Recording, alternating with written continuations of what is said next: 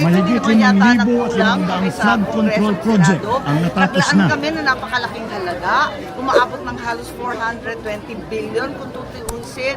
Aabot siguro papatak ng 1.4 billion a day ang budget sa flood control. Saan napunta lahat yan?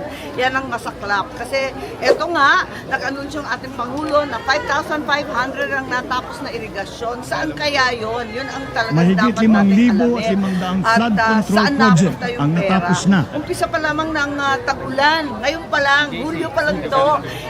Ang haba-haba, paano tayo makakaraos? Yan ang tanong. Kasi hindi pa naman nauubos ang alphabet. Nasa C pa lang tayo, kanina pa lang to eh.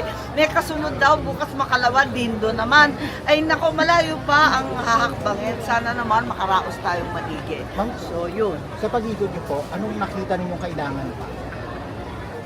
Ang kailangan, ang pinakamadali at kailangan na kailangan, tigilan ng pagtatapon ng basura. Talagang Mahigit lahat ng 5,500 basura, flood control ng project lahat ang ng natapos estero, na.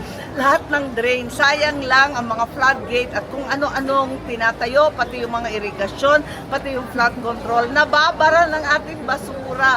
Pagkalinis-linis ng Pilipino, laging sinasabi ng nanay ko, ligo ng ligo, shampoo ng shampoo, pabango ng pabango.